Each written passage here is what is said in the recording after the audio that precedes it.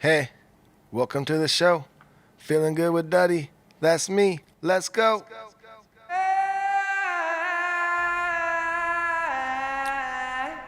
Oh, yeah, we're back. Episode 81. We've missed you. It's been a couple weeks. We're back in the bunker. It's gonna be great. This is Feeling Good with Duddy, the show that points at the world, has a big, huge laugh, points at the mirror, laughs again. Fairest of the fair, greatest of them all. That's us. We have so much for you today. We're going to have a segment called Since We've Been Gone. Everything we've missed in the last 2 weeks. We have conspiracy queries. We're going to get rid of a word in a no more words segment. And we have an interview with Dan Sheehan, I think he's like the co-owner and promoter for Cali Roots Fest, big reggae rock festival. Everybody knows about that. But more importantly, we have the man, guitar player, singer of the Dirty Heads, my brother. Here he is, Duddy B. Yes, that is right. We are back. Very happy to be back. And before we go much farther, Jake, I'm just going to turn us down a little bit. Turn us down a because it little bit, seemed Duddy. like we were a little hot over We there. haven't been in the bunker in a few But weeks, that's and okay. there's look at Duddy making game day judgments and You know what? movements. I Yeah, a love little that. rusty, rusty. Mhm. We've just been relying on Zoom, which I don't have to do anything. Yeah, Zoom has gotten us through. We released our Patreon episodes over the last few weeks because, you got to take care of the Patreons, but we weren't able to get Wednesday episodes out because we weren't able to get to the bunker, but we're back, dude. Mics are on. Levels are correct, right? Hopefully. And shows have been canceled. Duddy, why don't you tell everybody about what's going on in your world with the Rome and Duddy and the whole deal? You're supposed to be rehearsing with Rome today in this bunker, but something happened. Well, yeah, and if you're listening to this, It'll be when Wednesday. you're listening to this on Wednesday, that would be the day I should be flying out to Texas to start this little run. And so bummed for those of you listening that haven't heard yet. Yes, the Rome and Duddy, I guess you can call it a tour. It was only four shows, but we'll call it a tour. It got canceled. COVID has strucken again. It is strucken, you guys. Strucken again. COVID is strucken. Is that how you say that? I think don't know. struck. Oh, struck again. It's struck again. Dang it, struck. Yeah, I'm pretty sure it is, but I like strucken. But yeah, you and Rome have an awesome project, Rome and Duddy, and you guys were going to actually get out and play indoor venues, play your shows, proper style.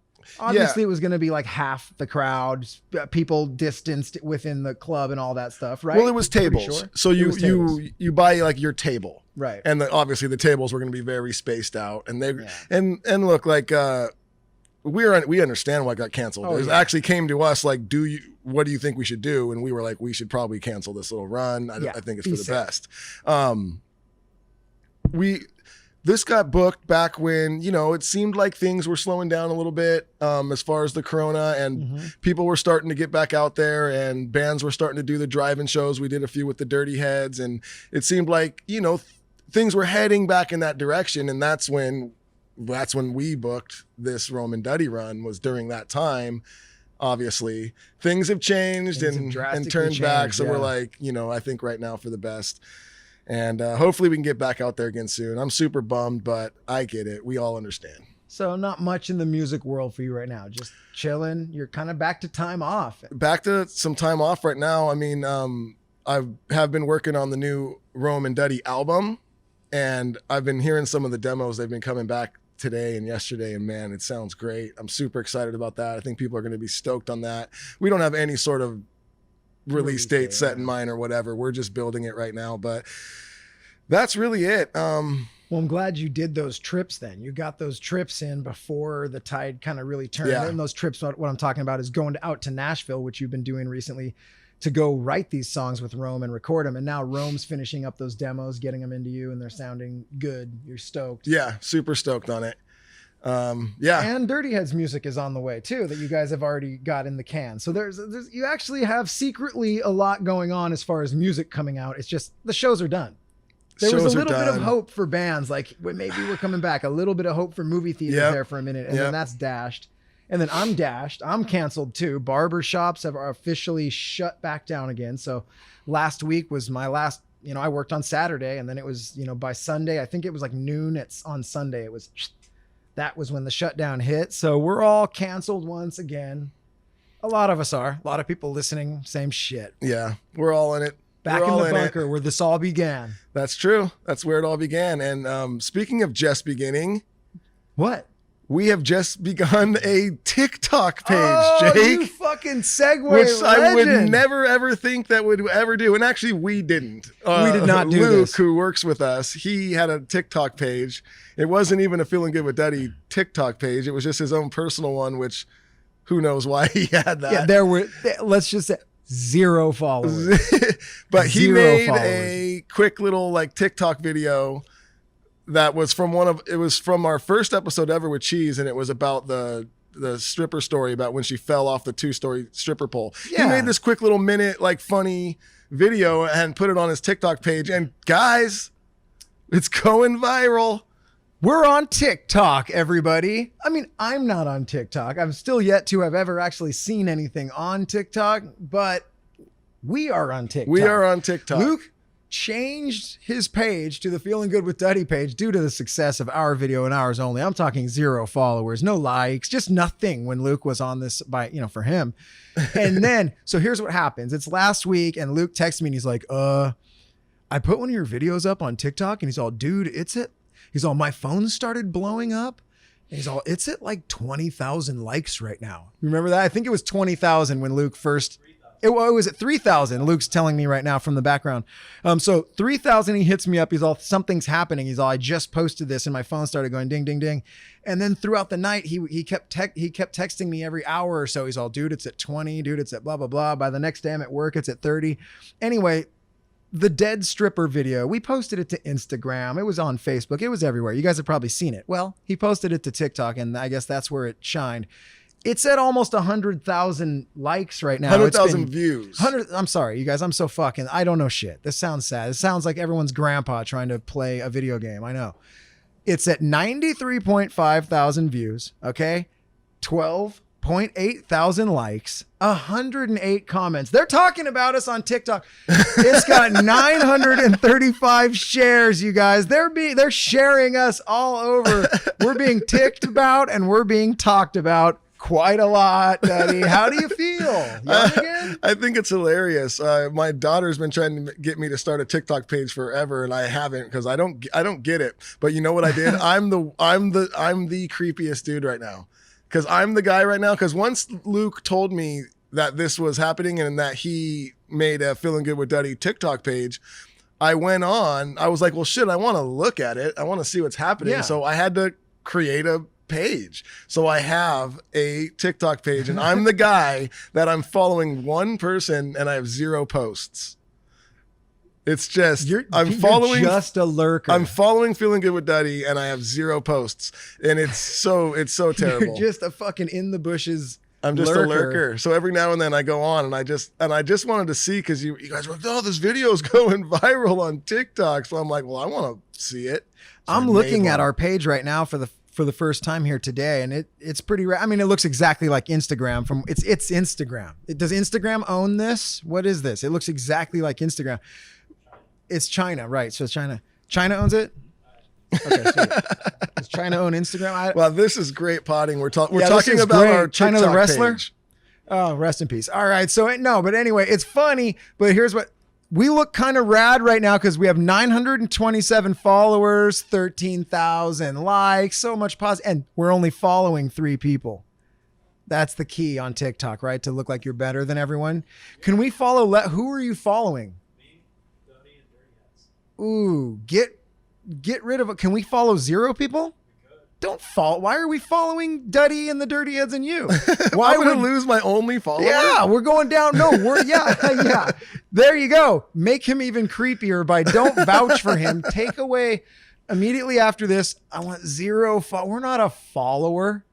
We're creating the TikToks that everyone's ticking and talking about, and you can see with all the likes and shit. Let's move on from the TikTok shit. Yeah. Please, God. All right. A lot's happened since we've been gone, guys. Since we've been gone, we blew up on TikTok. Let's go over the stats. 900. Okay. You guys, a lot's been happening since we've been gone, and we can't use the Kelly Clarkson song or they'll demonetize the show. So You can since sing it, you've been gone, you guys know it. It's a big club banger. This happened when we were gone, Duddy. Yep. The Mike Tyson and Roy Jones fought. Yes, that was fun. You watched that, right? I watched it. You watched it. You enjoyed it. I really did enjoy it. I thought it was cool. I thought they looked pretty good. I Honestly, think they it was still a are much both better fight. terrifying. I wouldn't want to take a punch from either of them. I definitely would not want to get hit by Mike Tyson. He looked spry in He there. still looks pretty terrifying. There was a lot of like one or two punches and then a lot of holding and stuff, but that's to be expected. But there were punches landed from both guys. It was exciting. It was fun. I think the world agrees that Tyson probably won. Tyson won the fight. Let's be right, honest. which is one of those things where they made it a draw, which is fun and it's adorable and all that. But I think for everyone watching, we kind of felt like Tyson was the aggressor. Although Roy was landing some little cheeky hooks. Hey, you can't say that. Roy was right there. You dude. can't say Tyson beat his ass. No. No one's ass got beat. But it was like a nice little fun little great match. If I had money on it, I'd be pretty upset. Overall, and I know you guys that were the last ones to fucking on the world to talk about this. We've been gone for 2 weeks you guys get it.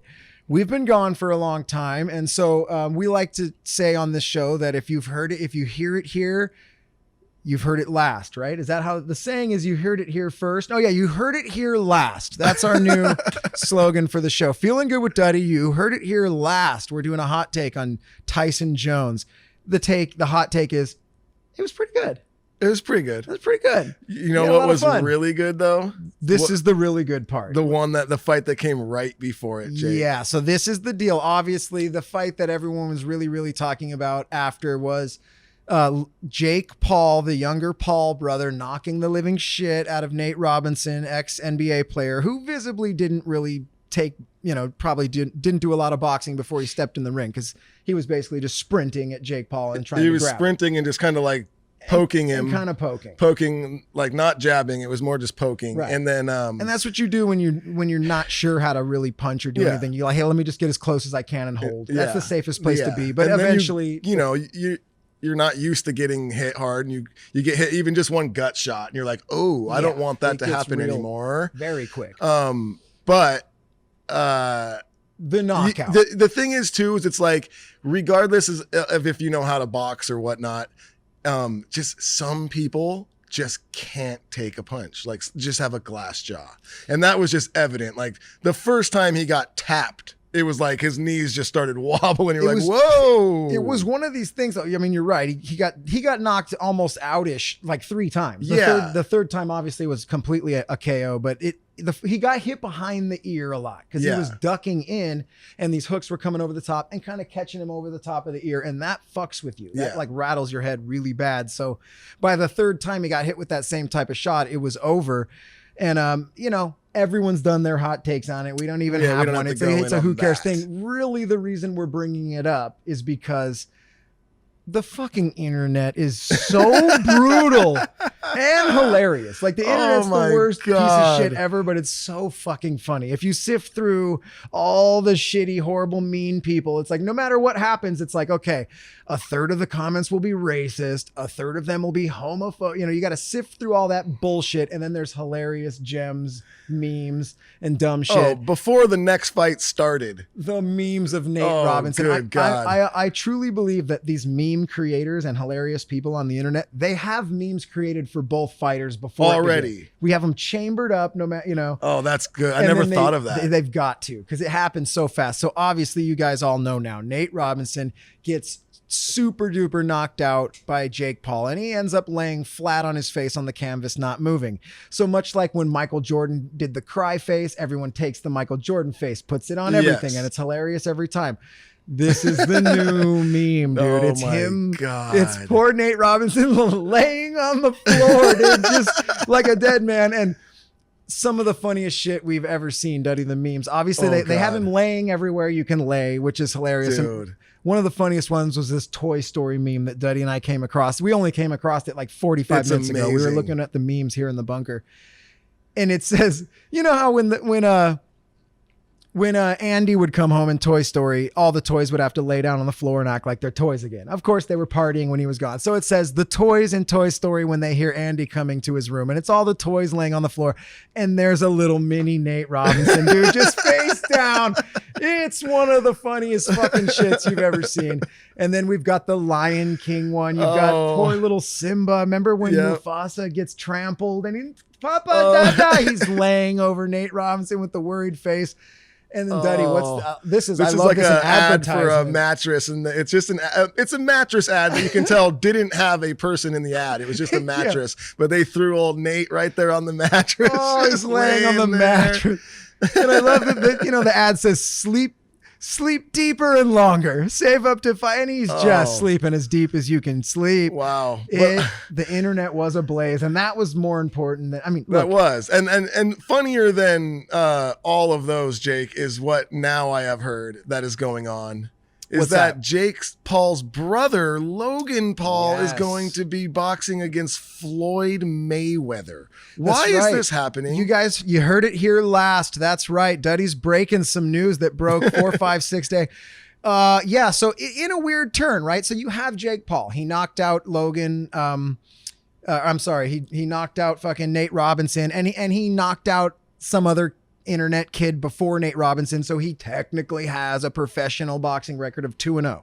Yes, he slept 2 nobodies, but he can punch, he can move, he obviously takes it seriously. The guy trains a lot. If you look at him online, whatever, it's not like he's just going in there with no skills, so respect to that. But his older brother Logan Paul, who only has 1 professional fight, and he lost that fight, it was a close decision loss to KSI, who is also an internet guy.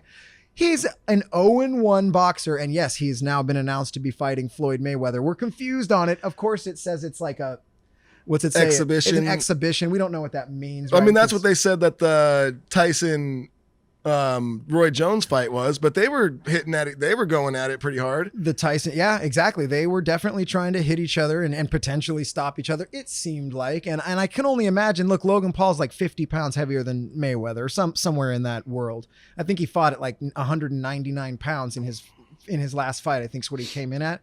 Mayweather does not fight anywhere near that. So there's going to be a size differential. I guess that's why it would have to be exhibition style match, because you couldn't sanction it in boxing. The weight classes are just too spread apart. Well, I just don't get it. It's like, why they're going to smack each other around?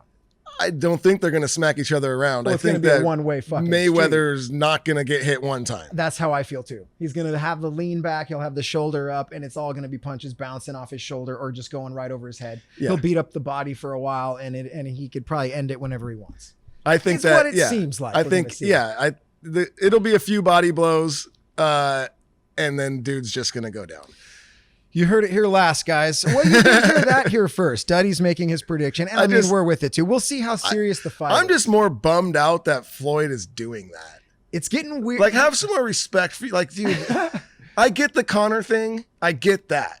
That makes sense. It made sense. It was fun. That we all wanted it was to like, yeah, he's a professional fighter in a different style of fighting. Yes. Let's get him together. Fun. We all knew. Well, we didn't all know. There was a lot of idiots out there that thought Connor was going to kick his ass. Yeah. But it was like, if you know anything about boxing, you're like, Mayweather's obviously going to win that fight. In this format. Will win. If they were in a street fight or a UFC fight, very different story. Connor would rip his arms off. But I just don't understand this. Yeah, this one's non-understandable. So this is all, since we've been gone, this all happened in the last few weeks. So you heard it here last, but we're in favor of these old guy fight things, because now we hear that Mike Tyson is going to fight Holyfield, and I'm down, dude, as long as it's fun like this Roy one. Hopefully it is. If old guys were just getting knocked out really bad and hurt a lot, if that starts to happen, we might change our mind. But as of now, I kind of love this. It's fun. I like the internet dudes fighting as long as they train really hard and are prepared to have fun fights. But I don't really need to see the internet guys fighting the legends of all time. That is kind of where you lose interest, because it's just too far apart. It's way too far apart in skill level there. Yeah, you're just like, it's just such an obvious ploy for like, yeah, let's just make some money. Yep. So we're having fun with it. Look, bring it. I'll watch all of it because I like a shit show like everyone else. But this is just what has been happening since we were gone. You guys are starting to sense you've been gone. You're understanding. Kelly Clarkson's song, "Can't Use It," will get demonetized. Okay. We're going to roll right into, this has also happened since we were gone. And to you and I, Duddy, it's a who cares, but let's talk about what's been happening since we've been gone. Vogue came out with a new issue. Harry Styles, remember his band? Are they still a band? What was that band called? One Direction was the band. They was were that? Yes. They're like the NSYNC Yes. of Europe or whatever, and they're big deal. He's on the cover of Vogue. He's wearing dresses, Duddy. And I don't mean dresses like a kilt or something that's like, hey, we wear like this a big old dress. No, I'm talking lady dress, big time lady dresses, but that's it. Otherwise, he just looks like him. He just looks like him, but then he's wearing all the dresses and all the shit.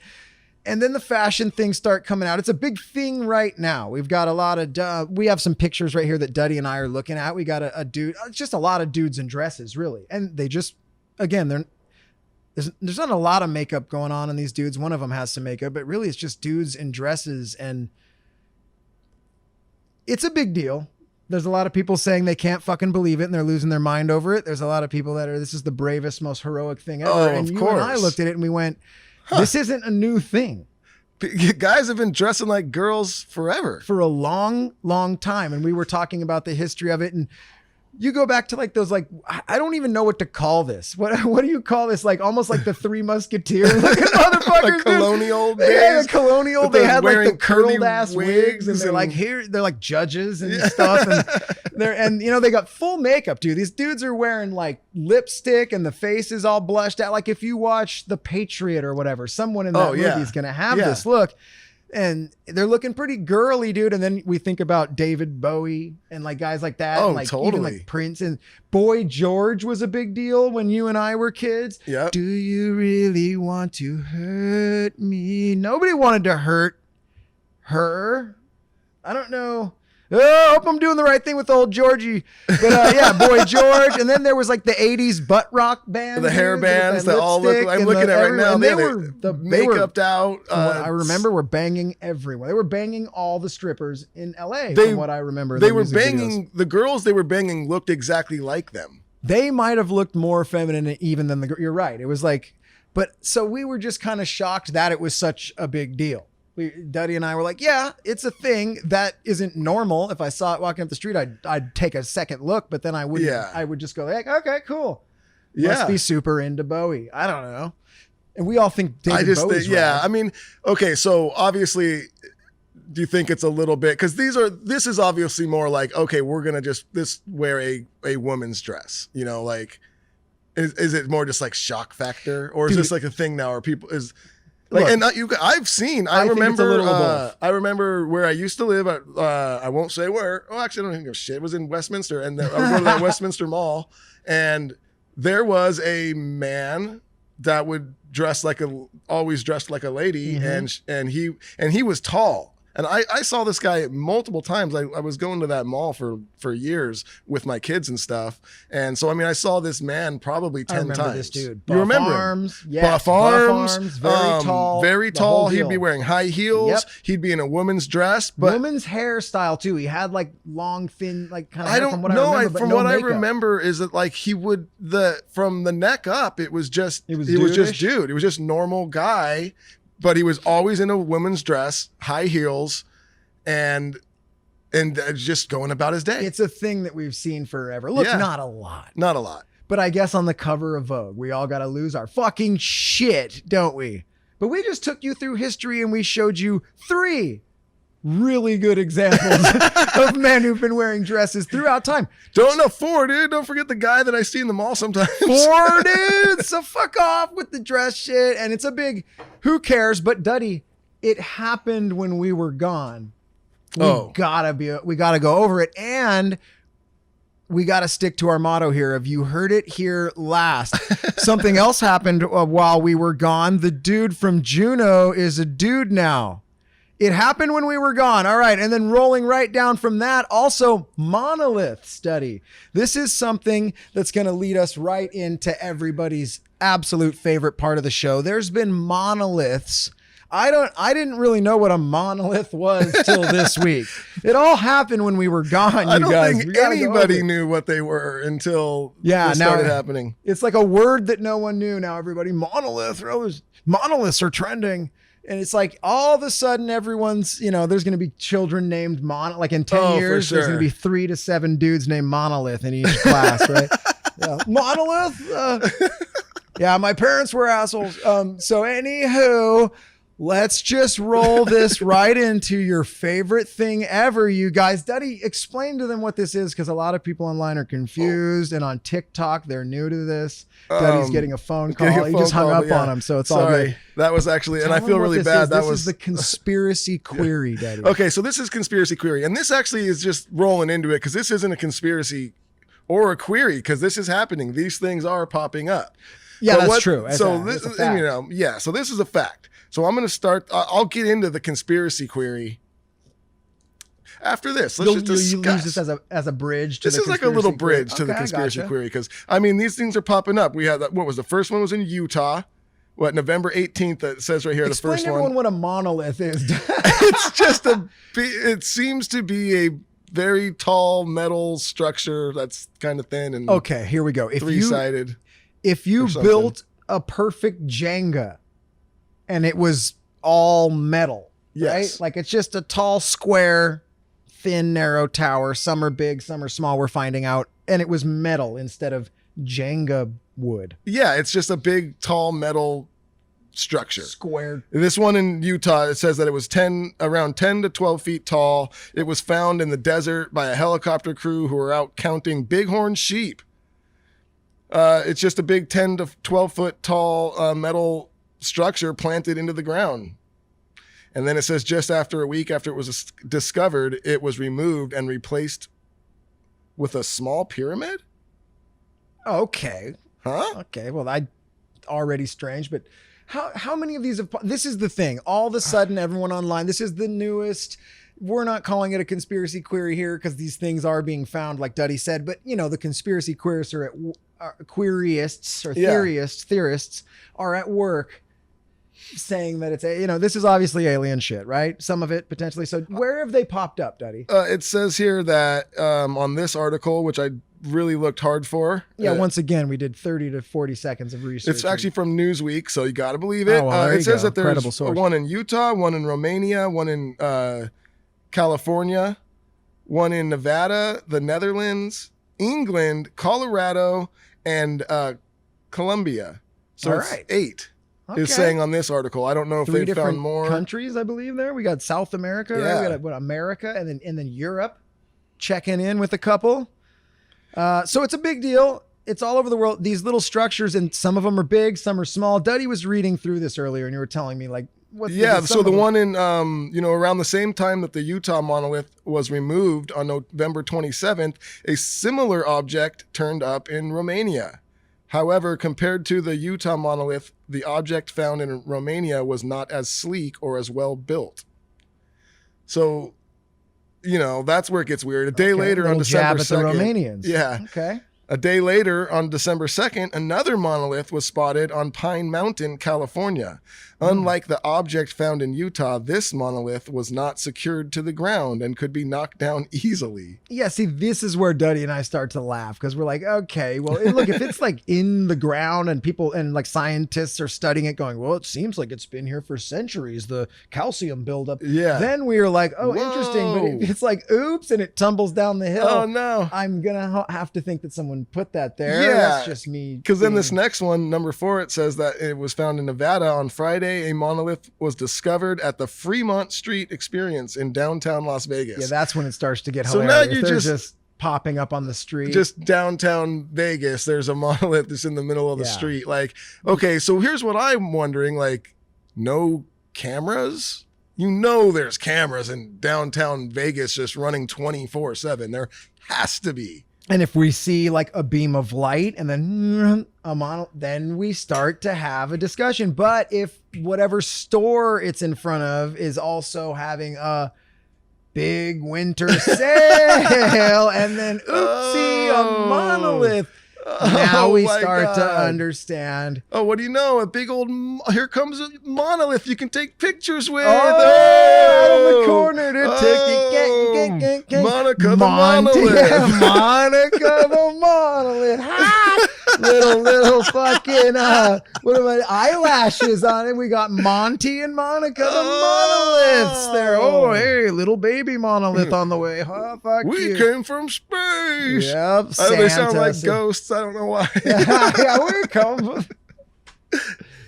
So you want me to tell you more about the monoliths? Yeah, or let's what? get into Okay. it. Because I'm a believer. This is Well, the alien. fifth one was in the Netherlands. On Sunday, another monolith was found in a nature reserve near Oderhorn. I've got it. Otterhorn. I've got to be saying that wrong. Otterhorn. How you doing, Hank Oderhorn? How you doing? Don't smell my horn, man. Yeah. This mysterious object was also unlike the previously found monoliths, as it was not shiny. This one, though, it says, it is thought that the monolith may have been there for some time as ice had formed around the structure. Aha! Hey. Do you see? Now we can bring All right. spelunkers in and scientific minds from around the globe. We study the ice, see what types of single cell organisms are trapped within, probably something from another. Now we start a discussion, but anyway, what's next? Is there if you more don't stuff? believe yet, how about this? On Sunday, another monolith was found Get out. on the Isle of Wight of south coast of England. Whoa. A group of people walking their dog discovered the strange object on the island's Compton Beach early in the morning. This monolith was around 10 feet tall and reflective. Okay, see, that's impressive. That's tall. It's reflective. I wonder how wide. It doesn't say. It doesn't say. Not a lot of measurements. And then, I mean, are they just leaving them there? Are people coming and? It It's seems probably like fairly easy to figure out if they're man-made, right? That's what I'm just like, what is. Can't we just like test it? I'm starting to think this entire thing's a lie. Like, there's never been one monolith, is what I'm almost starting. Oh my God. You know what it's Because going to be? It's going to have to be a thing where it's like, you have to visit a monolith and then you won't get the coronavirus. COVID. I see what is exactly definitely that. Do you believe in that you have to visit the monolith or you get COVID? I'm starting to. All right. I was about to denounce the whole thing, but now I get it, and I better get to the nearest monolith. I better get over to Fremont Street. Well, if you live in Colorado, you're lucky Why's that? because Colorado has seen numerous monoliths appear over the last few days, with some objects' origins more mysterious than others. Monoliths were spotted at,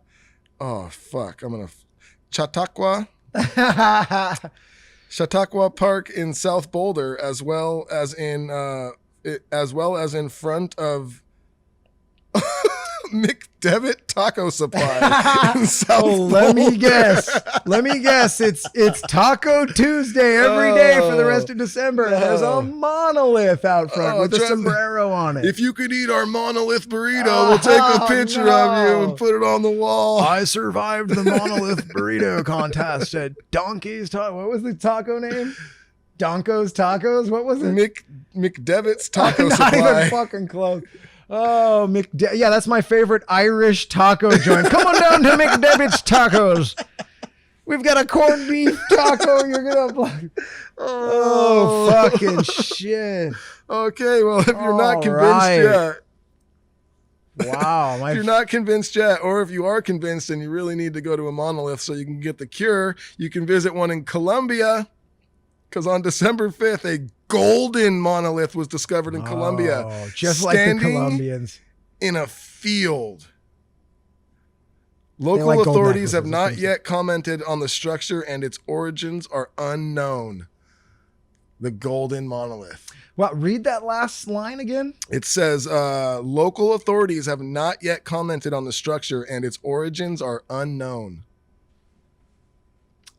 Well, I guess that's the most fun thing that you've said. Like, that's All the right. best thing they've written so far. Yeah. If local authorities have looked at it and are like, we don't know what this is, that at least is fun to hear, because you should be able to look at it and go, oh yeah, somebody did. Look, there's welding marks there. There's Yeah. an area right here where for screws. They could have, this used to be a fucking basketball pole and something like that. So yeah, at least they looked at it and are a little perplexed.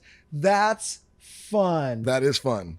And that also happened when we were gone. So, but you do have I was going to say, if you think that was fun, Jake, I do. I've got something that's really fun for you. What is it? This is a conspiracy query. Oh, okay. Tell them what it is. This is not something that I came up with. This isn't something that I'm trying to convince you of. I'm not saying I do believe or don't believe in it. I'm just wondering if you believe in conspiracy queries. Fair question. All right. Well, I don't even know if this is as much as a conspiracy query either, but I just thought it was awesome. It's more of like this is like an idea that's cool, Yeah. right? Or something. You found This is called Dizzy. Dizzy. Have you ever stood up and felt a wave of dizziness? Who hasn't? Has it ever been so strong that the black edges appear in your vision as if you were going to pass out? This isn't out of the ordinary to most people, but in fact, it is not a good thing. You want to know why? Oh, I've never done that. We've all done that. I've never been like, oh, that was a good thing. Oh, So, yeah.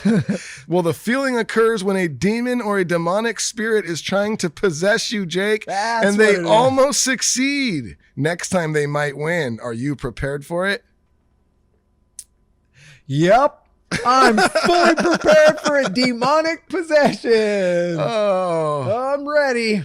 So yeah, it's saying that when you stand up too fast and you get dizzy and you feel like you're going to pass out, that is because a demon is trying to possess you at that moment. You must fight it. Wow. That is fun, I like it. but I've never, has anyone ever seen someone stand up and go, whoa, I'm feeling a little, and then turn into a demon? Or I guess, I don't know if you turn into you just become possessed by a demon. I mean, it's, yeah. Maybe. Because So. you got, sometimes it takes a bit, once it is in you, like it takes a bit to kind of, it's from all the movies I've seen. Yeah, it's that's not right. like an immediate takeover. No, if it's like the movies, the demon takes over and then all of a sudden the eyes kind of change. Yeah. And they look forward a little bit kind of seriously. They like tilt the neck a little bit. Yeah, the neck tilt, that all of that, like, this will be creepy. Tilt the neck like a little baby puppy when you throw a little cheetah. That's not cute and adorable. Tilt the neck, and then they put the neck back straight with an assured look on their face, like, yes, I am the demon now, and I'm in control of this person. Yeah, that's right. So if you ever see someone stand up, look a little dizzy, and then do those two looks one after another, you're fucked. Yes. Get out. Get out now. Move that. Go. Don't be that person. Unfriend them on socials, and just don't answer their calls or texts. Mhm. Try not to be in any areas where they would be publicly, and move. I would say move. For now on, anytime you're sitting down somewhere, if anyone stands up, you got to kill them. If you stand up and then all of a sudden you feel like, oh, they got me, you have to kill yourself. Apparently. Don't kill yourself. Don't do That's that. bad, because someone will do, I thought it was a demon, and then CNN, Don't do that. It's a slippery slope, dude. We say things in the show, and since we've been gone. Okay, forget it. All right, yeah, dude, this is a crazy one and a fun idea. Where'd you get this idea? You got it off Pinterest, right? I found this on I typed. This is sad, guys. This is sad. This is level what I of do. research we do. But yeah, before the show started, I literally typed in creepy conspiracies, and this popped up, and I was super bummed because I had to just take a picture of it because I couldn't get the page to reload. It was acting all weird, so I can't even tell you like who's Pinterest or anything. Oh, that sucks. I know. We'll credit the person We'll get it. somewhere We'll get the else. credit We'll be in like, there. It's someone's Pinterest that has great ideas. And we found some other cool ideas on this Pinterest too. that we I'll might probably be using all their stuff in the future. How do you feel about this? Little closing statement. It's just, I'm wondering if you believe that when you stand up and get dizzy, it's because a demon is trying to take over your body. It's an interesting thought. And I like how there is no right or wrong answer. You either believe it or you don't, but there's really no proof either way. Yeah, hey, They could make a movie off this one. there is. But there is proof about the next thing, and that is that I have a word that sucks. Yeah, it's been a long time since we've done a segment of No More Words, and we can't also use the drop can't use because they'll that demonetize anymore. us. That's we found it. No, Not that we're monetized. Like, that's the funny thing. We make you don't make money off 300 views on YouTube, okay? But we have been told that every single video we've ever put out that has the No More Words has been demonetized, in case anyone begins to care in the future. But anyway, it is No More Words, and Duddy has a word for you. So should we sing it? Oh yeah. No more words. No more fucking word. All right. That take was it away, so bud. That good. was good. So this is another word that, and there's been a few words on this segment that we've taken away that have come because I've heard from my daughter and her friends. And then I hear them saying it and I just go, ooh, I hate that word. Yeah. And this one is, Oh, yeah. what? Oh, no, go for it. This word is sus. Yes.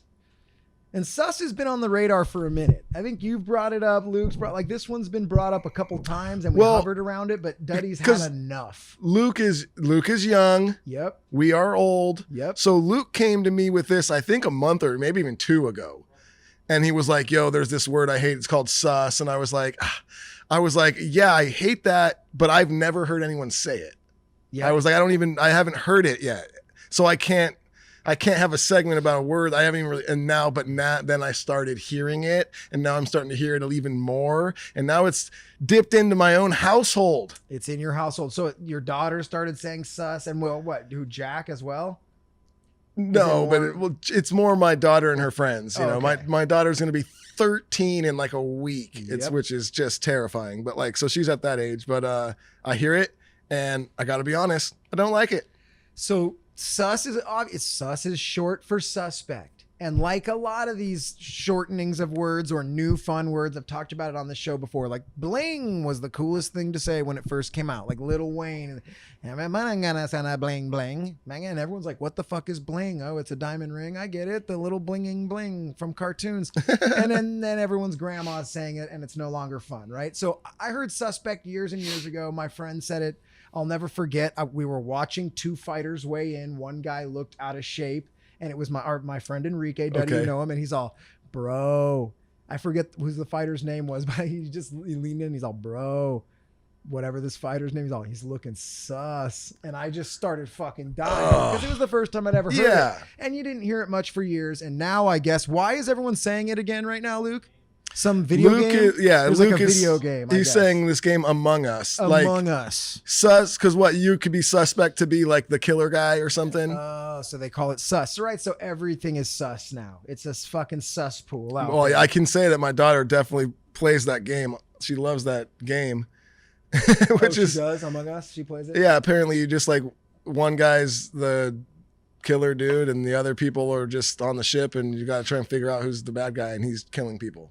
And the bad guy's sus. The bad guy's sus. I got it, dude. I got it. So that word's stupid. So we're going back to, so Duddy hates the word sus. It's like a bling thing, dude. That's what's happened to it. Now it's spread out to just where if everyone's saying sus, then no one should say sus again. And one of my favorite things in boxing or any type of combat sport is when someone says you got a suspect chin. Yeah. That's one of the best things ever. When a guy's been knocked out or rattled a few times. I don't mind the word suspect. No, I love the word. I'm saying we got to go back to that. Yeah. Oh, yeah. Oh, yeah. What are we supposed to say? A sus chin? It's not even No. fun. It's a suspect chin. Suspect's a cool word. Yeah. Sounds cool. Like, I don't want to be hearing on the, a murder mystery trial where they're like, do you have your sus?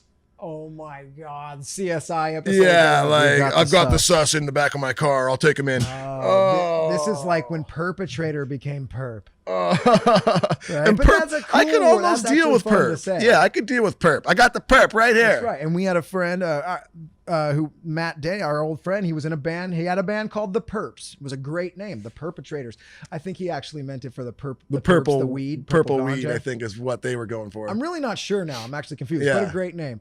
Sus is not that. I remember. The susses. Was it Sprocket? What was it? Because remember they got banned. The Perps was they were like a hard punk band, and they would get like crazy mosh pits going and stuff when we were young, and they got banned from playing a certain venue, Side by Side. I think There was a local. It was called Side by Side. It was a local skate ring and ice rink. They were right next to each other, hence Side by Side.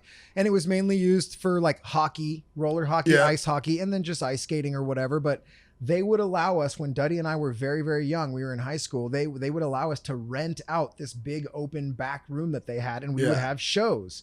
And we would do really well. We would bring like 400 local kids in there, and we all had punk bands and stuff when we were younger. Duddy did, I did.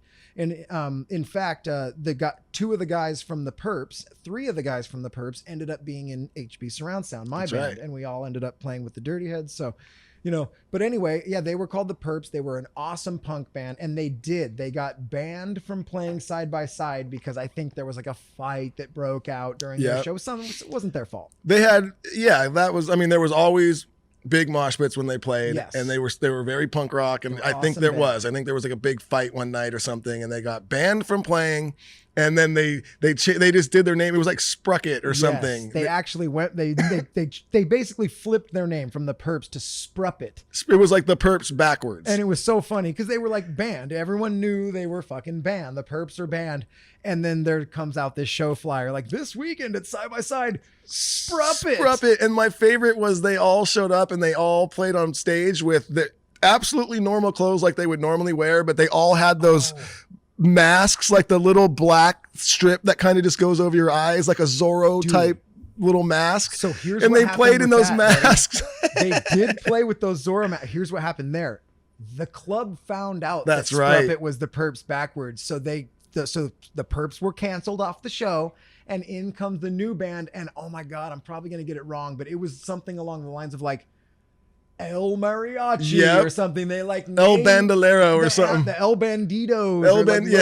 The Los Bandidos, I believe, was the name of the band. That's right. It was the Perps with fucking ice swapples on, and they just went and played Perp songs. It was. I think you're right. You're totally right. Ago, you guys. But wowzer. So anyway, that was fun and great. And where were we? What were we even sus? Oh, the word sus. How did we get to this? Perps. The Perps. Jesus Lord Almighty. So that's what happened in our hometown. And you're right, guys. So sus, it's done. I remember the first time I heard it, and it was the funniest thing ever. And then I've heard it, used sporadically throughout the last 3 years or so. So never bothered me. But you're right. Now we're being inundated with sus, and we just look. When you heard it here, you heard it last, or whatever. For sure.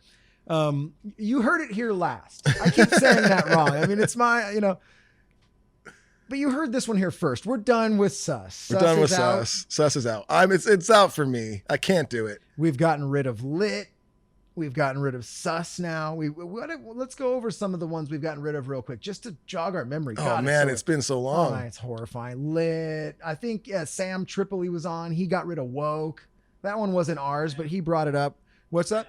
Fam. We got rid of fam. We got rid of fam. Hey, what's up, fam? No. We got rid of, did we get rid of Brave, or was it just being overused? I suggested we get rid of Brave today. We just made fun of Brave, because what does it mean anymore, I think? Yeah. If everyone's brave, no one's brave, and everyone's brave. Everything's brave. So we got rid of a lot of words anyway, and the newest one is sus, so.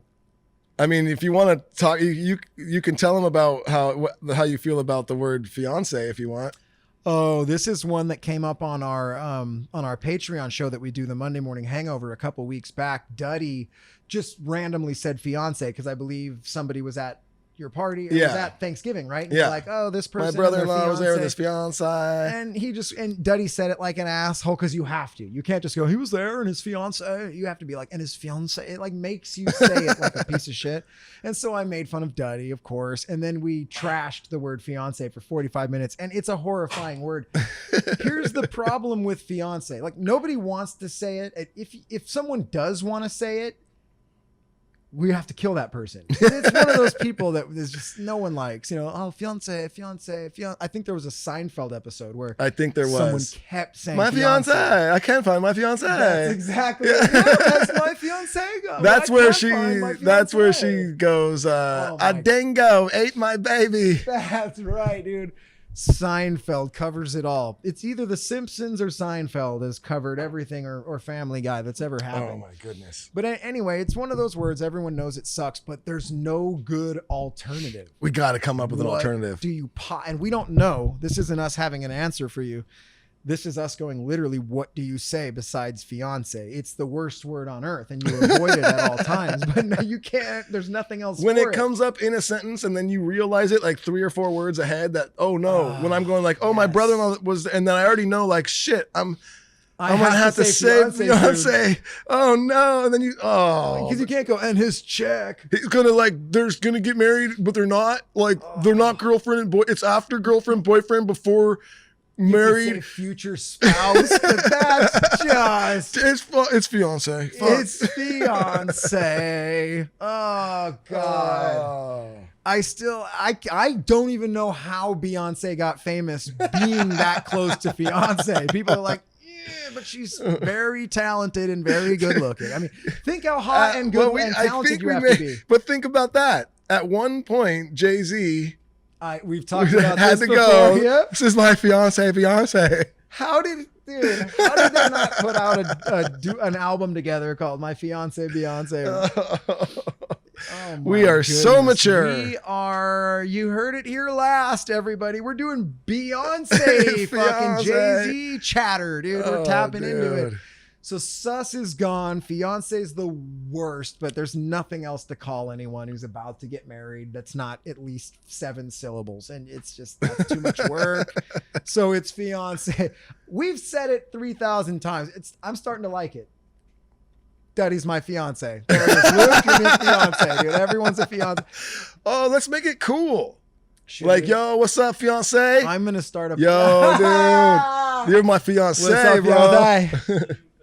That's Dude, the new fan. Like, you know how quickly it'll what's up, become- my fiancés? Do you know how quickly it's going to turn into what's up, fiance? Oh, what's up, Oh, fiance? what's up, fiance? Oh, fiance. What's up, fiance? Oh, no. Yo, This my is fiancés. I'd like to introduce y'all to my fiance. Beyonce. Yeah, my fiance, Beyonce. Okay, dude. that's We've dope. done enough. Oh, Dude, this man. show is terrible, and Dude. you all love it because it is. Well, Even though this is terrible, it's still the best. and you know what, On our though? worst day, Dad. It's really bad, but it's pretty cool that we did take a word. That was terrible, fiance. We just made it cool, fiance. And doesn't that feel good? Feels great. Oh, man. And speaking of feeling great, on this show, we have some sponsors that make us feel amazing. And one, Koi CBD. We love this company. We love this product. They've been with us since day one. We use this product every day. I do. I take the drops right when I wake up. I love the way it makes me feel. Just kind of relieves a little stress in the morning. And if you're someone out there who has lots of like aches and pains and you're taking over-the-counter meds to try and get rid of these, I honestly give CBD a chance and give Koi CBD a chance. It is amazing. My hands and my wrists, they always hurt, especially in cold weather. I've got tendonitis, and when I'm on the road in cold weather playing guitar a lot, my wrists, my hands, my fingers, they get super sore, they cramp up, and I use their balm, and now they have an awesome roll-on that's kind of like a, what is that called? Icy hot type of roll on that's just packed with CBD. It's an amazing product. So if this sounds good to you, head on over to koicbd.com and put in code FEELGOOD at checkout, and you will get 15% off your first order. That's right. Yes. And also plug-ins keychains. This thing is really cool. This is it's like a replica to a guitar amp. They have a Marshall and they have a Fender, and it's a keychain. It's a key holder. You put your car keys on it or whatever, and it's got like a 1/4-inch cable head on it, and that's what you plug into your amp. So boom, you got your keys on your keychain. You hang this on your wall somewhere. Boom, you get home, you plug your keys in. It's time to go. Well, you know where your keys are. They're in your amp head that's on your wall. Boom. Bammo. It's the perfect time for this. It's Christmas. And you can have these, you could order them online, have them sent to wherever you want them sent to. But we've said it before. There's no one that you know that loves music or doesn't or plays guitar or whatever that won't love this. It's just one of those gifts that no one will expect because it's a unique item. But when they get it, everyone agrees that it's awesome. It's awesome. I've had one on my wall for a few years, even before they were a sponsor, and it's just a really cool product. And like you said, everyone thinks, I've had so many people come to my house and just go, "Oh my God, that's so awesome. I have to get one of those." One of those ideas where as soon as you see it, you go, why the hell didn't I think of that? Like that, of course, that's perfect. And then you imagine all the other things you could do that with. But it's a great gift for the music lover. It's Home awesome. run every time. If this sounds good to you, head on over to pluginskeychains.com, and that's plugins with a Z, and that's PLUGINZ keychains.com. This product right here is called the Jack Rack. And if you put in code DuddyB at checkout, you will get 20% off every order. That's right, every order, 20% off. You heard it here, people. You heard it here, people. You heard it here, people. All right. All right. So, coming out of the sponsors, obviously, we're all feeling good. And we teased this a little bit earlier that we do have an interview coming up. So, this one is you were able to do a Zoom interview with Dan Sheehan. And, Yep. He's the co-owner and like basically the main promoter of Cali Roots, which is just a huge reggae rock festival out here on the West Coast. Dirty Heads have played it a billion times. My band HB Surround Sound has played it. And let's just kick into that interview with you and Dan Sheehan, right now. Yes. All right. We are here. Well, I am here. Jake is not here, but I am with Dan Sheehan. So co-owner of Cali Roots, right? Am I saying that right? Yeah. Co-owner, producer, talent buyer, operator. Yeah.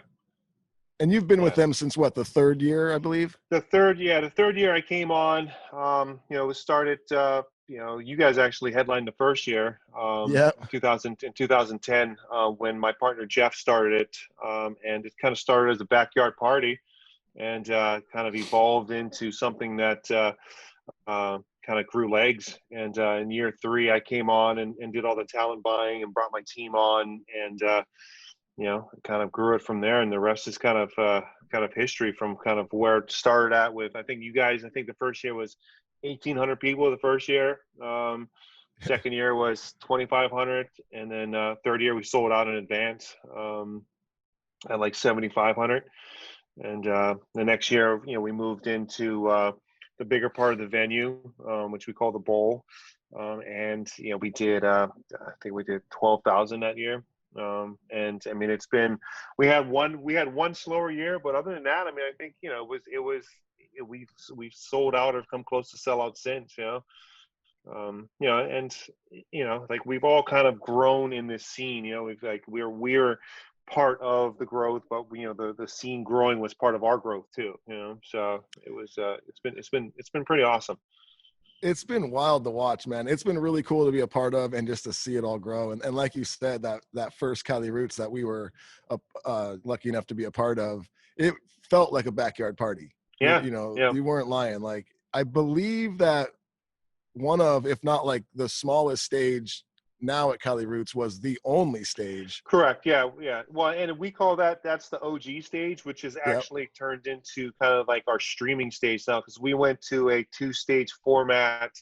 I think 2 years ago, I went to a two-stage format. And so that third stage, which is the stage you guys played on the first year, which we call the OG stage, has become like a streaming stage, a pop-up session stage. We put a streaming set on there. Weed Maps sponsored it a couple years ago. We had like 1,000 bean bags out there. So that space at the festival is really nice. And I think people, we definitely wanted to pay homage to that stage, so since that's kind of where it started from, No, yeah, it's pretty cool to, look back at that and then, look at where it is now and hopefully we can get back to that, but I don't know. Yeah. I mean, that it's pretty wild to think, I don't think that a lot of people, they think of, oh my God, these bands can't tour. So obviously they're thinking of the bands. They don't think of all the other aspects that are also being affected, all the other jobs. And like for a show promoter, someone whose job is to put on huge festivals, I mean, that just pretty much, it's shut down that industry for who knows how long, because I mean, I don't know the future, but I'm guessing even when things do all open back up, I'm sure humongous festivals are going to be one of the last things. Oh, absolutely. Absolutely. I mean, this has become a daily conversation, that I have with, managers and agents and colleagues and stuff. It's like, when are we going to come back? Especially in the state of California, like we're going to be, we were the first ones to shut down. We're going to be pretty much the last ones to open back up. And then the event space within this state, like we're going to be, like you said, I mean, festivals will probably be the last thing to come back online. And I'm also part owner in a few venues around the state too. And it's like, all those, I mean, those are completely shut down. And, that has definitely affected, my staff, and it's affected us. It's affected, everybody that we work with. When you're first starting, it's like, it's like, well, you got to diversify your business. It's like, all right, we did, like, we have venues and festivals, and then, no one expects something to come along that's just going to completely, like, pretty much, I mean, shut us down, stop us in our tracks instantly. I mean, it happened instantly, Instant. I mean, March 13th is kind of one of those days that will always loop, I think, with a lot of us. It's like, that was the day when it's just like, it shut down. And I can remember having conversations with people starting in January, because like, we saw this thing coming from, they were talking about it in China, and like, we saw it coming.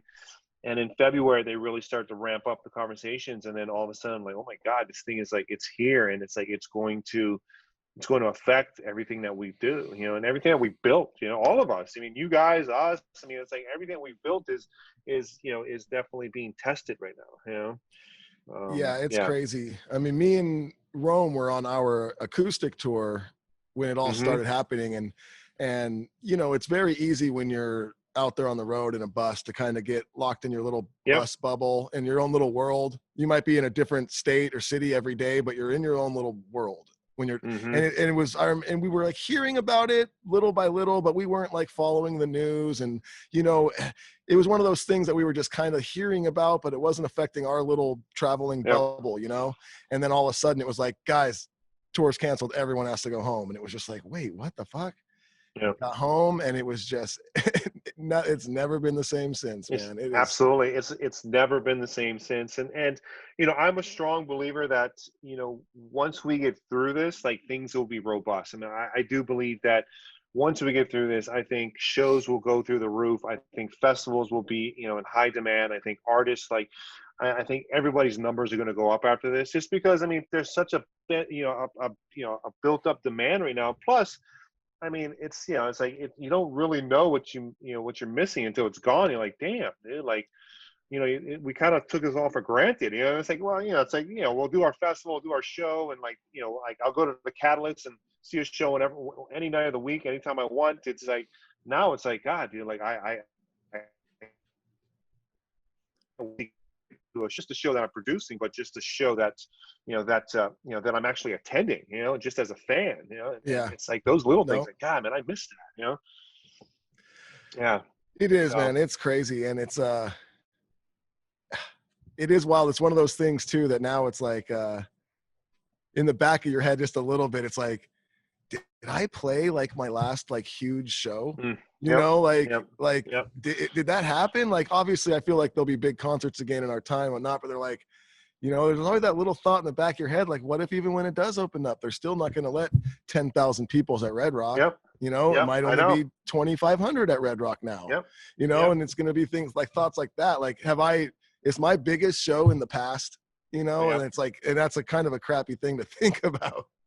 Yeah, no, I agree 100% with you, and that's, those are things that kind of wake me up in the middle of the night. It's like, damn, dude, like, is that like, did I produce my last festival? Our last festival was, 3 weeks before the shutdown in Arizona. We did Arizona Roots, right outside of Phoenix, and I'm like, God, is that our last festival? Like, and I deep inside, I know we're going to come back. I know festivals will happen again. I know amphitheater tours will happen, and I know stadiums will happen. It's just like, but like, there's definitely times, man, where like you question it, like, is it really going to happen again? You know what I mean? Like, damn, like, all right, like, is this like, is this real life happening right now? So it's hard to think of like, oh yeah, they're just going to be like, oh, open it up, sell it out, go ahead. It's like, I feel like it's going to be a while to get to that. Even once things do open up, those, sold out, like I was, for instance, Red Rocks, I'll say that again because it's easy, but yeah, those 10,000 person Red Rock shows,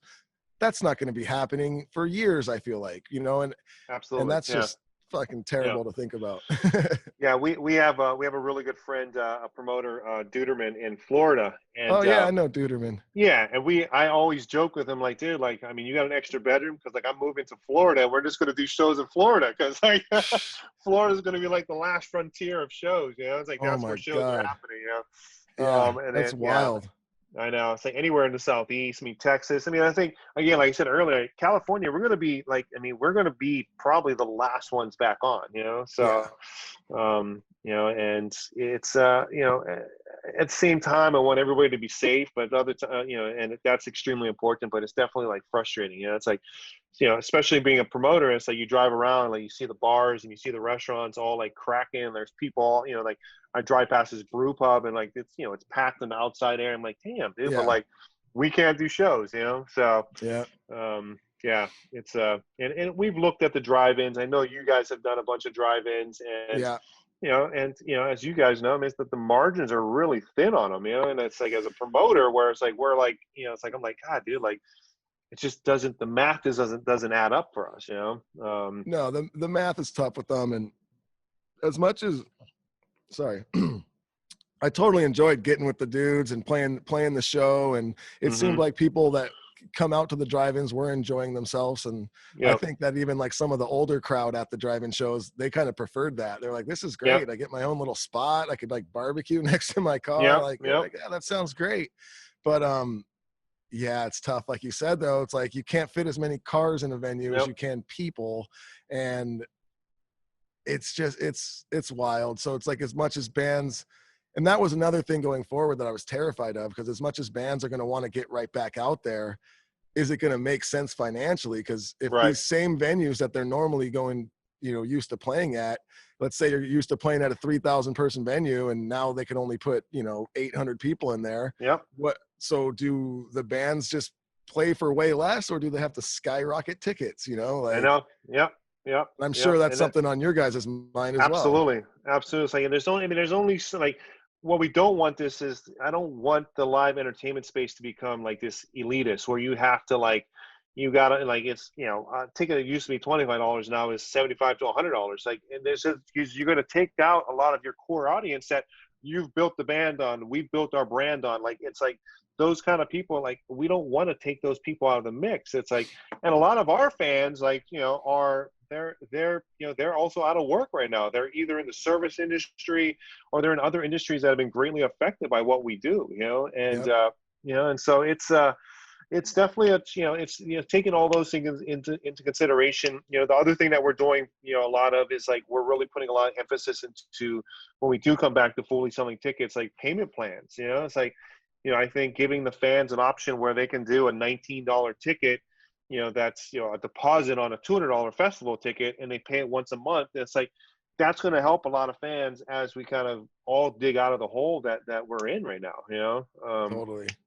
You know, and it's, I mean, we're talking about that on some of like, you know, like some of our amphitheater shows, like it's a $40 ticket. Well, can we do a payment plan on that? And like you pay a $10 deposit and you pay $10 every month for 4 months, you know? And so, it's, you know, it's because like we don't want, like, people need live music, you know what I mean? Like we need live music. I'm like, I tell friends all the time, it's like, God, dude, like my cup is empty because I haven't like seen live music, let alone put on an event. Like I mean, this is what drives me, you know? It's like, this is, you know, what am I gonna do? Like go get a job at, you know, Whole Foods or Trader Joe's? It's like, no, man, like this is what I do. Like this is my thing. And like, you know, and to not have it, you know, since March is definitely, you can feel the effects of it, you know? So no, man, it's 100%, man. Like I honestly, right now, it kind of gives me the same feeling as like I played baseball my whole life growing up. I played through high school, and I did like a little travel ball after high school. And I think, I don't know, about 19 or 20, I was done with baseball, you know, move on. And then it's one of those things where it was like, I was like, okay, I think I'm done with baseball, I'm going to move on. But man, after I hadn't played baseball for like 6 months or a year, it was like, oh my God, dude, like this is weird. Am I like not going to play baseball like anymore? Is that part of my life like gone? And it's like, that's like that live show feeling. It's like, I swear, sometimes I'm like sitting in my house and it's just so quiet. And I'm just like, I have nothing to do. And I really don't have anything on my plate in the future besides like doing the podcast and stuff. You know, like, it's wild. It is wild, man. But again, I do feel that like we will get through this, and things will be stronger than ever. It's just weathering the storm, you know, because like even with the vaccine and, you know, all these other things that are happening, like it still doesn't make large gatherings possible, Yeah. but we will get through it, and it's Yeah. going to be, again, I do feel that the agile and the nimble and the creative, will get through this. It's the Yeah. businesses or the, that are already up against the ropes, that were already struggling before this happened. It was I worry about some of the smaller bands that, like, can't Dude. get out there and grind it out and tour and build that fan base, and like they have to rely solely on streaming and other aspects to get it out there. And I mean, that's a lot of bands are putting out some really good music, but it's also like, I mean, it's challenging not to be able to have the road to like grow. It's hard to grow your audience without getting out there in front Yep. of the people, and it's so Yep. hard. I've talked about this with our band and other bands and stuff too. Is like, I feel so bad for young bands right now who were kind of just getting going, just Yep. getting started, maybe had their first big summer tour booked for last Yep. summer and it got Absolutely. canceled, and now they have never gotten to really go tour, and they're just, oh my God, it's terrible. Yep. Absolutely. I mean, I think about that all the time. And it's like, and so we're trying to create something within Cali Roots that we can kind of give these bands a platform, because we've always felt that our stage has been a platform for these younger bands to grow. And 100%. how do we provide that platform virtually, in the time being? So we're kind of working on, I mean, there's bands like Tropodelic and Bumpin' Uglies and Article Sound System and Cashed Out, and like these bands are like right on the cusp of like really kind of breaking out, and like, I mean, Tropodelic's latest album is fire, and it's like, it's great, which is something that I think will help them elevate. Same thing with Bumpin' Uglies. I think, those guys, it's like, it's a matter of like, I think they'll be able to put out a bunch of new music, but like, you still need that road to like service those new fans and like build off that fan base that you've gathered during streaming stuff. But it's an interesting time, man. It's an interesting time, but it is, man. And it's those little bands, the smaller bands have definitely been on my mind. Like, how do we help them? And so we're trying to develop something on the Cali Roots platforms that we can do that. And yep. When all this first happened, like the streaming stuff, like everybody was all about it, man. And then I think it ran its course a little bit, what I mean? Because like people are like, they're like, I want to be there, like I want to feel the music, and I mean, it's still working to a degree, but I think people got, when bands were just doing something in their, in their living room or something, I think that kind of ran its course a little bit. And I think it was very fun right at first, it was new. Yeah. But I mean, shit. And I think too, it also comes down to where people, it's like, well, I played all my songs. So, exactly. We did every single album in order all the way through that we've ever done. It was like, after that, it was like, well, fuck, we can't really, we just played every song. Sorry, guys, we're done. Yeah, absolutely. So it's, like I said, we're gonna get through it, man. It's just, like I said, some days are harder than others. Totally, man. On the Cali Roots side, I'm fortunate that we have a solid name, we have a solid brand, so we were able to pivot into kind of how this thing started, like selling merch, and selling a lot of it, and like really kind of That's like awesome. leaning into that, and like, all right, how do we create something that we can continue to bring in revenue, but also keep us relevant? It's like, if this thing doesn't happen, I mean, if this thing doesn't happen in 2021, like, and we have to go all the way to 2022, that's 3 years since the last band played Cali Roots till the next band plays Cali Roots. That's 3 years, That's crazy. It's wild to think about. Yeah, when you say it out loud, you're like, holy shit, dude. Like, wow. So it's I'm like, my daughter was 4 the last time. She's gonna be almost 7. It's like, I start putting that, I'm like, damn, dude, like, is this really happening? So we haven't made that decision yet, but it's like, like I said, we're fortunate that we're able to sell a lot of merch, and and it's just a matter of like, how do we keep that going? And it might be something that in the long run, turns out to be a new portion of the business that's successful, and everything that we're dealing with right now is, at least there's a lot of good that'll come out of it. So no, I mean, I totally agree, and I think that Cali Roots is definitely much more than just a festival. It's become, a brand. Like you said, it's almost kind of like a lifestyle. You know, this is a scene. This is a very lifestyle scene. And I think that the fans, just like the bands, all feel like we're all part of something. Like there's this awesome, cool scene. We've all seen it grow from nothing into what it is. And it feels like, you know, you're part of it if you are part of it. So obviously you would want to buy some merch and rock it, you know? So it makes total sense to me.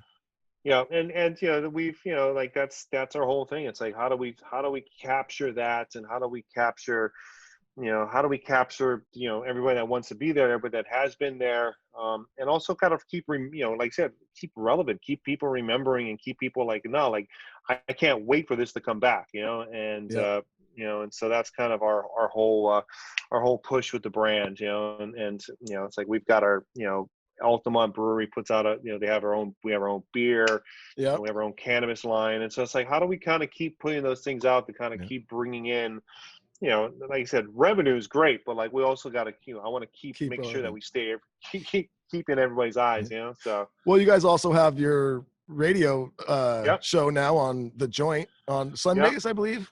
It's on Fridays, and it goes Friday, Saturday, Sunday. Okay, that's right. And yeah, I mean that's been great. I mean it's been awesome. I mean playing, you know, bands that kind of, you know, that are such a big part of this scene, some of the newer bands, but like also like showcasing, you know, a lot of the roots artists, you know, and like playing your, you know, your Augustus Pablos and your Burning Spear and you know, the Itals, and, you know, kind of showcasing some of those bands, you know what I mean? So my dog's over here. No worries. My dog's over here trying to get me to play ball with her. I'm like, get that. I get it, man. But yeah, I mean, it's you know, it's you know, we're fortunate to have that, you know, and Sirius has been great to us, and you know, we're able to, you know, play a bunch of new music and you know, a bunch of older stuff, and just kind of keep pushing the name out there, you know. So definitely that's awesome. Yeah, and I'm able to, you know, I'm the host for the second hour, so you know, I have a lot of radio history from my days in Guam. I was a DJ in Guam for almost 2 years. You know, I lived out there randomly, and I How did that come about? I was, you know, a friend of mine's family owns a couple radio stations out there, and he lives in the Bay Area. This is, 98. Oh, wow. And he said, hey man, my you know, my family, you know, has a radio station that we're turning to all island and reggae music, and I was like, cool, man. So I actually went out there to be the music director, and then I was a DJ. I was on Monday through Friday, 6 to 10 at night. Irie Dan, the Red Eye Bandit. And, you know, it was, I mean, it was great, man. It was, you know, I was able to use like the radio station's money to put on shows as well. Oh, that's awesome. So I kind of cut my teeth on that and moved back to California, and did some cultivating, and started to do shows, you know. So here we are, you know. That's awesome. 20 years later, man. So it's been a wild ride, and like I said, man, it's, you know, this is the scene in the world that I'm in, you know. Like I don't want to change it, you know. So no, I'm not trying to, you know, become something, you know, else, you know. I mean, you know, this is what I do. So I'm super passionate about it, and I love it, you know. So that's awesome. I love it. Yeah. We had the pleasure of playing Guam one time, and we did like that. They did some reggae shows like on the beach. Yep. You know the venue I'm talking about? Yep. Okay, so as being someone who's from there, and maybe you could shine a little more light on this to me, because so there's the beach, the stage is over here on the left, and then over to the right, there's like the rocks that you can walk out. There's like a trail. Do you know what I'm talking about? Yeah. Hey, so me and Matt, it may have just been me and Matt. We were like, oh, let's go walk that trail out to the end. Holy crap. What is up with the humongous spiders over there? Have you seen these fucking things? Oh yeah, like cane spiders. Oh my God. And it was funny because we were like halfway through the trail, and then I noticed one, and I was like, oh my God. Well, there was two different types. There was like the ones that had like the little bodies and like super long skinny legs, and those were big. But then there was these ones that the bodies were like the size of a fist, jet black with like big, thick legs. Yeah. And once we noticed one, then it was like, oh shit. And then we started looking, and then we started realizing that they were all over, like all fucking over. And we literally like crawled out of that trail. We're like, no. It's like a wild jungle there. I mean, there's brown tree snakes, these giant snakes that live there. So yeah, it's it's super tropical. You know, it's like, it was beautiful. It's super beautiful. And it was, I can remember the first time I got there, walking off the plane, it's just like dripping sweat, you know, like, because I grew up in Hawaii, so I was like used to the humidity. And when I moved there, I'm like, holy shit, dude, this is like, it's like 100% humidity. I can remember getting off the plane, it's like dripping sweat, you know? Guam was fun. Guam was a lot of fun. It was, I bounced out of there after we got hit by like 3 typhoons in a row. It was like, because like it's right in Typhoon Alley, is what they call Typhoon Alley. It's like this last one that hit when I was there was, I think it was Pongsung Hua, like 2001, and it was like sustained gust of 210 miles an hour. Like, these things make hurricanes in the U.S. look like little tropical storms, man. These things were crazy. So, and being in the house, and like the whole, like all the walls were like folding in. I'm like, oh my God. You're like, no thanks, I'm out of here. Yeah, I'm out, man. So I'll go deal with some earthquakes. Exactly. So move back to Northern California and start doing shows. That's awesome. Yeah.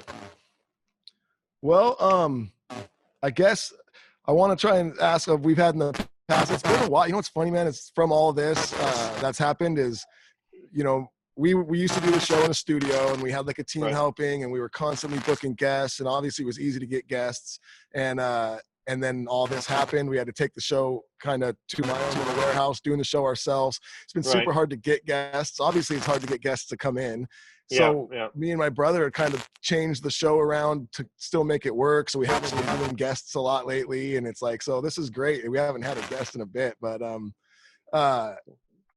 well, we used to do when we had a lot of these band guys in is we would ask them, we had a segment called One Time at Band Camp.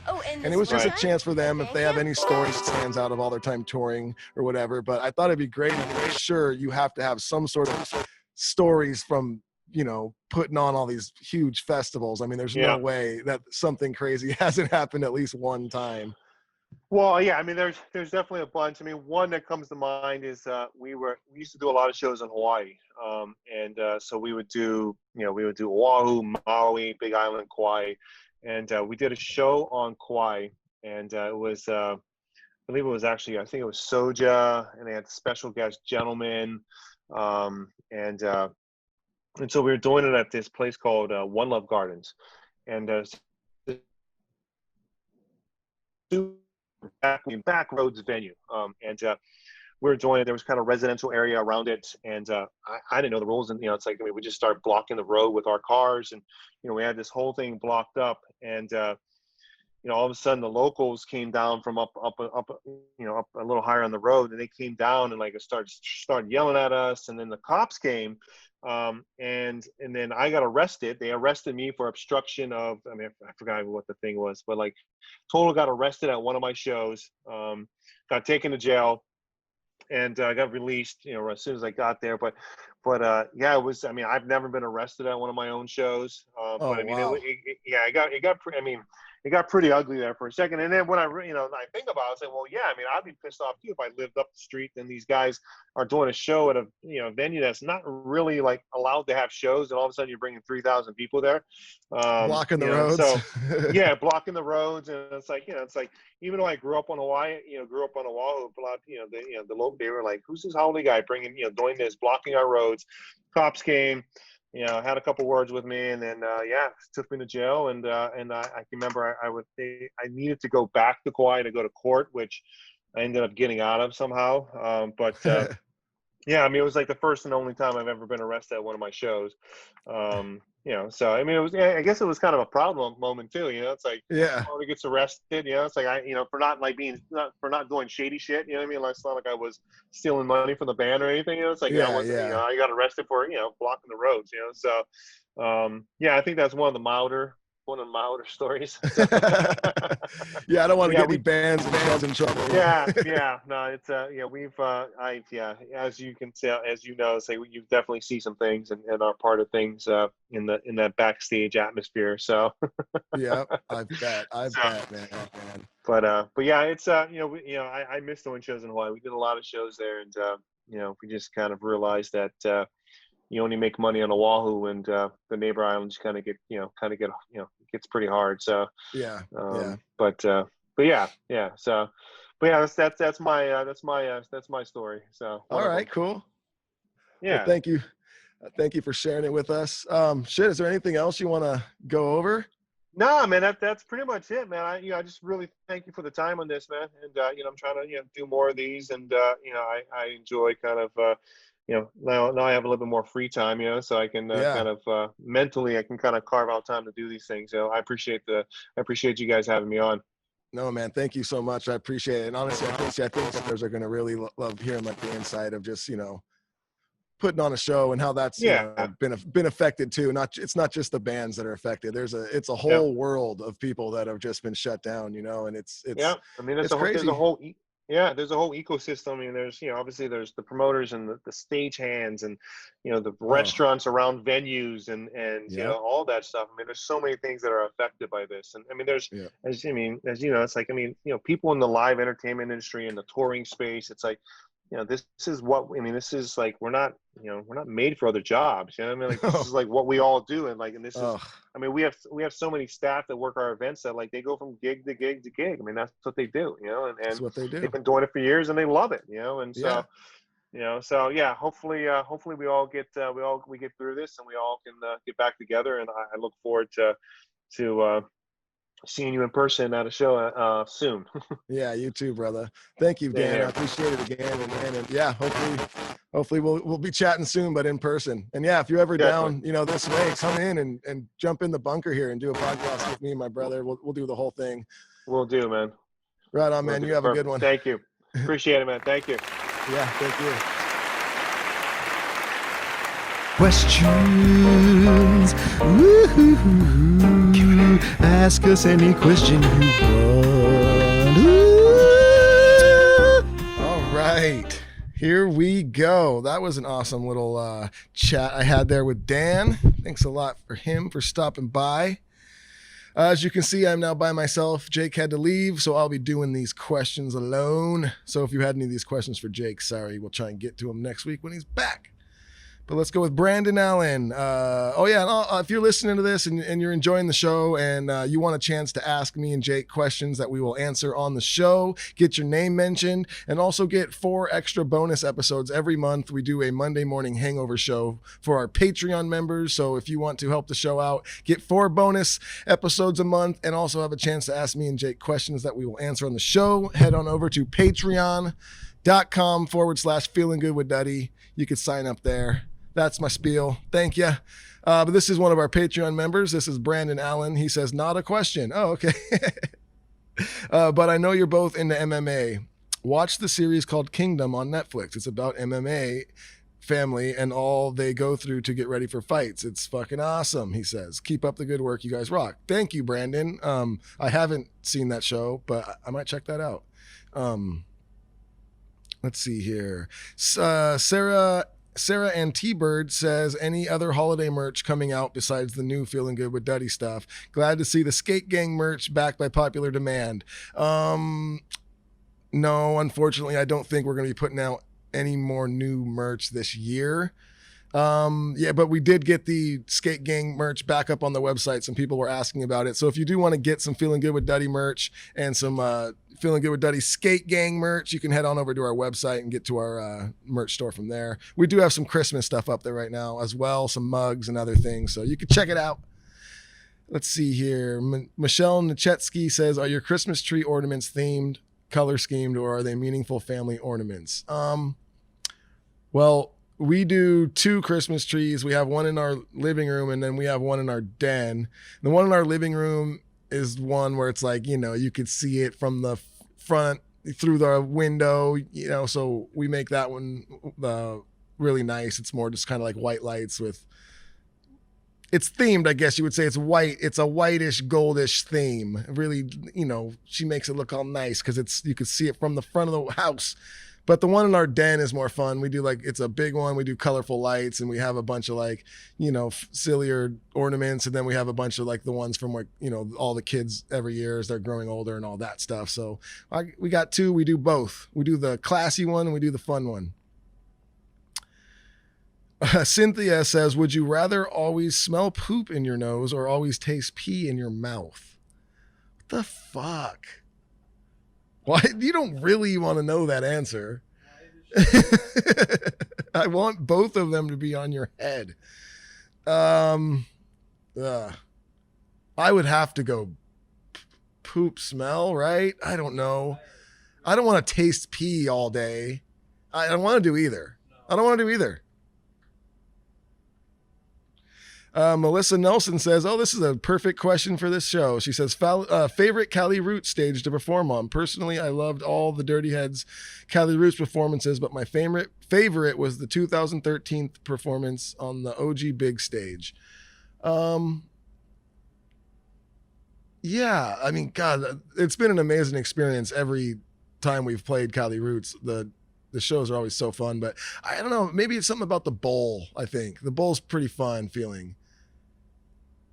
That might be my favorite. Lynn Hanyoist, sorry, I know I said that wrong, says, I hung out in the park across the street from the hotel when you stayed. Oh, creepy. Stayed in Syracuse, July 2019.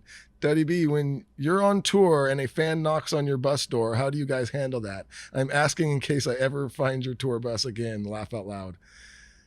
Honestly, it just depends on what's going on at that time, how we're feeling, what we're doing.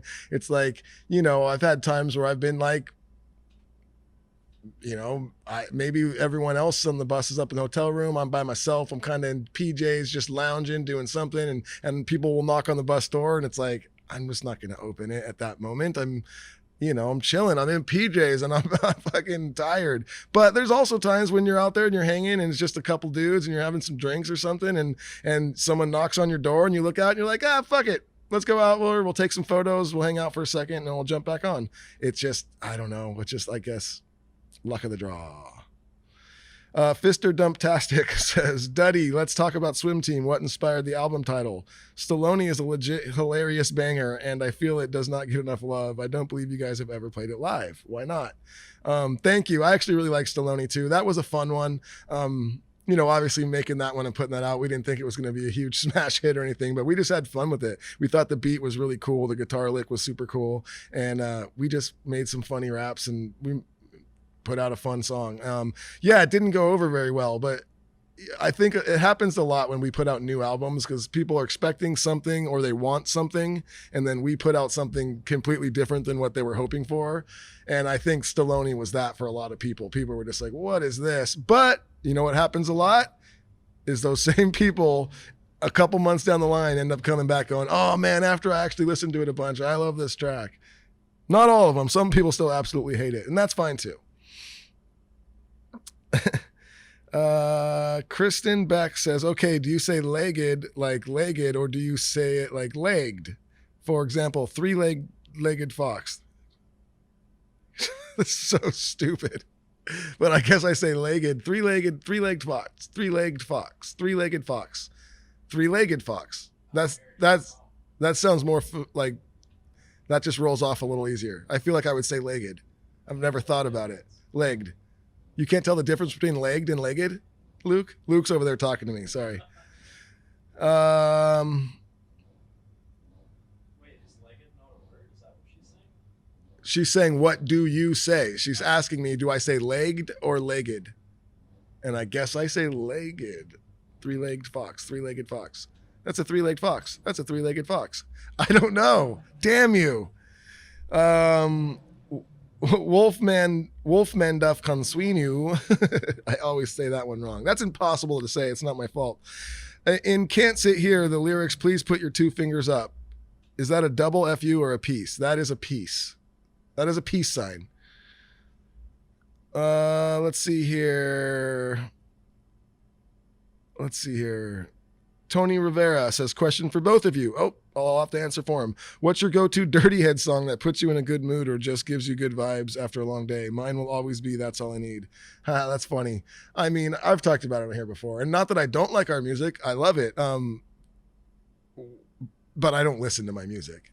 I'm not like, ooh, I need to pick me up. I'm going to put on a Dirty Head song. That would be pretty weird. But I'm glad that you have one, and I'm glad That's All I Need helps give you a little pick me up. I love that. Jesse Z Rule says, what is your favorite as seen on TV ad product? I don't know. I don't even know. I can't even remember the last one I've seen. What about you, Luke? What do you got? Anything? I don't have cable. The ShamWow. How does it dry? How does it hold so much liquid? I bought some of those. The world may never know. Wash my car with them. Jenna Peterson says, what is your preferred munchie after a day of staying crispy and puffing tough? Oh, man. Well, I think that the best snack of all time is Cheez-Its. I do think Cheez-Its are the number one. It's America's snack, Cheez-Its. But I'm telling you what though, if I'm super baked and you give me like a pint of ice cream, that thing's gone. Jenna Peterson, whoa. I see what. Oh, you have broken the Kimmy rule. How dare you snuck in here because I didn't go through these questions first, so I didn't see. You have asked way too many questions, and I will shun you. Damn it, I'm down to the bottom. She commented 10 fucking times, Jen. You're lucky the mutilator's on vacation. And oh my God, and Cassandra, that's too long. I'm on to my last question. Wait, you didn't answer my question. There's no time. From Justin Palmer, what was your favorite Cali Roots sign / poster? Person on a stick you remember from the crowd? What was your favorite Cali Roots sign poster? Oh, person on a stick do you remember from the crowd? The one year someone had on sticks, like, I think it was huge faces of me, I think, on a stick, or it was like James Franco or something. Yes, I'll go with it. Justin Palmer, that was my favorite one. You're my favorite. You're the best. Cassandra Quirmo asks way too long a question, so I'm not going to answer it. And Jenna Peterson has been shunned by me from asking way too many questions. That's right. You heard it here, people. Thanks for stopping in. We love you guys. Enjoy your day. See you next Wednesday. Adios.